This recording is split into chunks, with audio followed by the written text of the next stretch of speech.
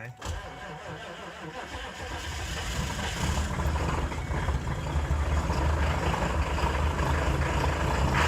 Hello! Oh, good morning. We are currently in Stanton, Virginia, where it snowed. The other day. Which means we're currently stuck in our friend's driveway. Yep. Because, Madam P doesn't do so well on ice. But, on the upside, it gave us time to finish this episode because it's been 2 weeks and we still haven't finished the episode. So, we left off picking up HOUI. Yeah. We put him in the camper, and we put his dog in the camper, and we jumped in the truck, and we drove like a bat out of hell all the way down south to get to San Diego. And I figured once we had him in the car, 3 days? 3 days down. Yeah, something like that. Perfectly simple. Perfect. Doable. Welcome, folks, to the 2020 West Coast races at the FKITYES Stadium. Okay, here we go. We got a real race to the finish here. Madam P takes the lead ahead of Tiger King, COVID-19, Parasite, and Black Lives Matter. She's one of the strongest horses in this race, just fighting to be seen, and deservedly so. And Australia making a break from the outside. Look at him go! That stallion is really on fire. Surprisingly, Brad Pitt and Angelina working together to pass, and Prince Harry and Meghan Markle are breaking away from the pack to make their own way up the track. Mitch McConnell slowly ripping up the track from behind in 5th place. Warren and Bernie are too far behind and have dropped out of the race, and Madam P is out. No, wait, she's back in, running like she's out for the last roll of Charmin toilet paper. Oh! Tiger King and Parasite have rounded the turn. Where the hell did they come from? COVID-19 passes, shutting all the horses down for now, but Madam P is still fighting. The rider of Madam P glances over, and she is out in the lead. The squeeze is on. Here she comes, picking up speed. It's gonna be close. Here's the run. Holy mackerel, I think she's gonna make it. Stop right there. There's something wrong right now. I can't go any further. Someone help me. There were troubles whenever I was carefree. I simply cannot believe she was doing so well until her temperature climbed. She overheated so fast and I was scared for her life. Someone help me. I called Mike, the mechanic who was working on it. He thinks it's probably just an air pocket when they flush the radiator. So he said let it cool for about a half an hour. I live for about 10 minutes. And then I keep driving. Further, we are sleeping. We've been driving forever. Let me sleep on it. Intoxicating when we drink on it. Yeah, we'll sleep on it. I'll find out. We made it in the morning. to Camp Walamata. Camp Walamata. It was supposed to be a 4-hour drive. That's what the Google Maps said. We left at 7:30. We got here at 2:30. She's pretty. She's not fast. And a reminder: if you ever have a camper and you have to put down the stabilizers in order to give her a bit of an angle to fill the tanks, it's the best way to fill the tanks. When you do that, make sure before you drive away, you retract those. Or she'll have more quirks. She'll have more quirks. We can't go any further. We are sleeping. We've been driving forever. Made it to Crescent City. Pulled off because we needed gas. We almost ran out. There's not a lot of gas in the Redwoods, except in the car. There is a lot of gas in the car, and I don't mean fuel. There is a smell that is getting worse. Well, we stopped again. We realized that we feel like we're losing a little bit of power on the engine. Don't actually know which of these things is this. Don't film that. I don't know. Well, unfortunately, it was not something we could just look underneath the car and fix. So we are stuck in, where are we? We're in the research bay. We're in the research bay? Yeah, we're investigating what's wrong with the car. It's like a library. Jeez. It seems like the problem, we're hoping, is the ignition module. I'm pretty sure, because I wasn't paying attention, apparently they tend to break down on old Fords. Push the connectors together firmly, making sure the detents catch. Drum roll, please. Rack attack, attack, attack, attack, attack, attack, attack.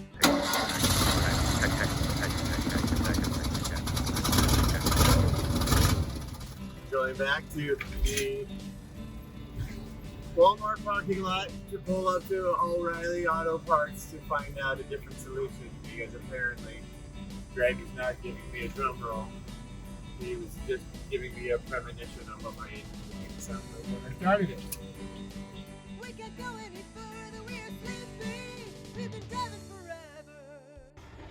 Well, we've replaced the fuel filter, the fuel pump, the ignition module, and have abandoned all hope that those were the solutions to our problem. We are now on day 2.5 of being broken down, and have now also abandoned our schedules and all concept of time. So we drove further south to, I don't actually know where we are, other than But I just wouldn't let me sleep on we're it. back at Walmart. Baby, baby, let me drink on it. Maybe this whole thing should be called Destination Walmart. I'll give you an answer in What I'm wondering is why the music is a copyright violation. They're going, why is this not a copyright violation? Like somebody copyrighted this label and stuff, and somebody copyrighted this label and stuff, and we're listening to music that we pulled up on YouTube. Why will that then be a copyright violation when you try to put this video up on YouTube? Because music is something you use to add to the quality of your video, while the branding of that is just advertisement for whoever it is that uses it. Now, if you use these labels and you had a message that brand might not like, they might actually contact you and say, take that down. I don't want you to do it. So I'm not going to talk about earlier on in the whole pandemic lockdown, blah, blah, blah. I was having difficulty focusing on even stuff that I wanted to read, because like stuff was developing so fast, right? So not just the how the disease is progressing throughout places, but scientists' opinions and data about what they know about it and how that was affecting people politically. And here in the States, like the political angle on this thing has been worse than anywhere. And watching how people treated each other based on their differences of opinion about facts and political motivations and stuff like that, like it hurts. It really hurts watching people go at each other's throats, like people who used to be old friends on like Facebook or Twitter. I'd check in with friends and they'd be, tossed off one way or the other, like, or that's what the two sides sound like. Especially the little cartoon people in my head. No, I mean I understand why it's so emotional. Like for people who I was going to try to imagine things from the perspective of somebody who thinks this is a hoax, and I can't. I don't understand, so I'm not going to talk about that. Day 4 in paradise. It's morning. About 7:30 to be exact, and we're about to take the old paradise into the shop. Everybody have your fingers crossed. Here's to beginning a new day.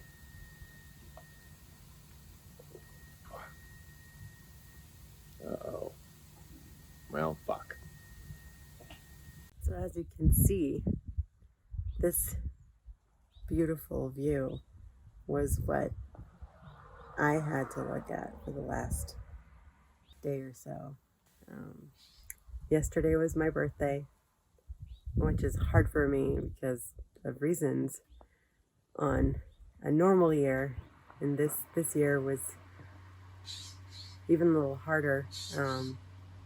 But we decided to take this Airbnb in the middle of nowhere, just the two of us. And unfortunately, Christopher is stuck up in Santa Rosa with our beautiful Lady P, because something's wrong. But she's at the mechanic, and they'll take excellent care of her, I'm sure. but that meant he didn't make it. So I've been here by myself, even though we both wanted Christopher to be here and spend this time together. Sometimes that just doesn't work out. Well, we are still in Sebastopol.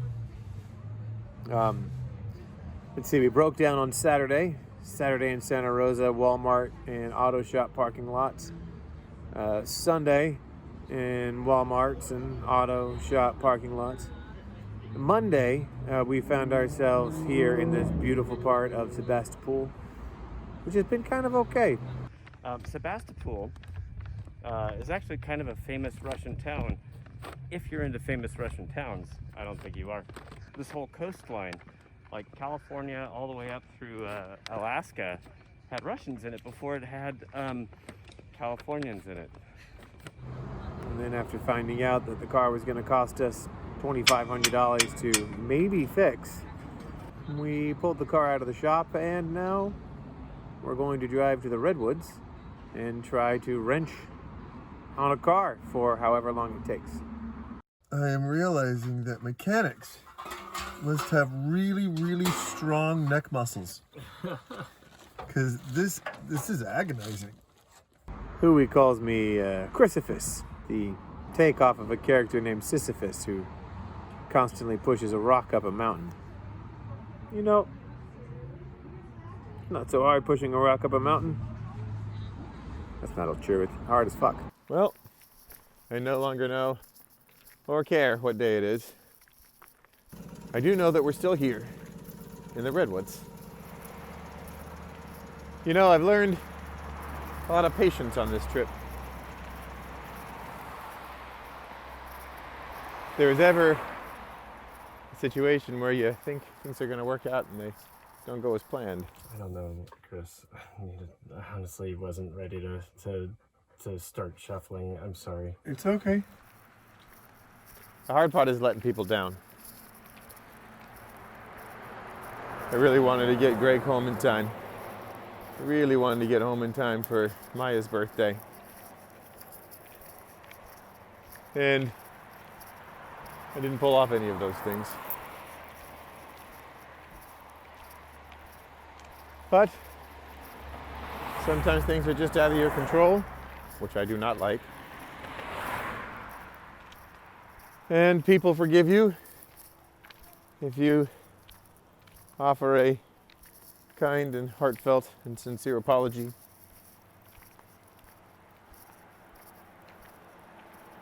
And you roll with it, and you make the best of whatever the situation gives you. Before we go any further, we are sleepy. We've been driving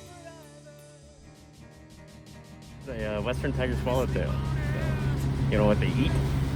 No. They eat fennel. Sit under a black walnut, which is California's native walnuts.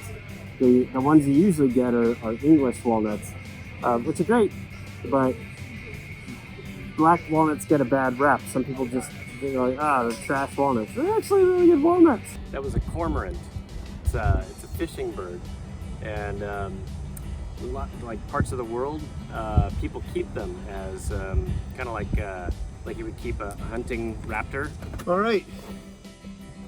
So, we replaced the fuel pump, the fuel filter, the ignition control module, the radiator, thermostat, the water pump, all the spark plugs, all the spark plug wires, the ignition coil, tightened up the exhaust, replaced the gasket, probably a couple other things I can't remember, and now the EGR valve, and a partridge, and a pear tree.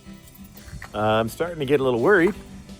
There is a turkey vulture that has just been spiraling around us for the last 5 hours.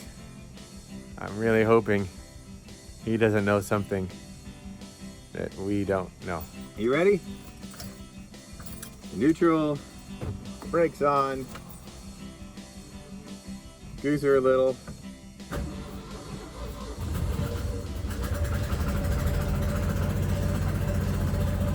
Not so good. Well, it's appropriate that I'm at a church when I got the news. Turns out all the work that we did was not necessary because the engine is shot. There's no compression. She's a goner. May she rest in peace. With any luck, I don't know. I could find a way to get her fixed and get her home. Raise her from the dead. Maybe we got to rename her from Lady Paradise to Lost in Paradise. I don't know. We've now figured out how to get Greg, the dog, and his stuff home. Well, we didn't. Greg found a ride. So fortunately, we can get him home. He'll get out of here tomorrow. I'm gonna wait until tomorrow afternoon to hear what the mechanic has to say. If he's researching some options to figure out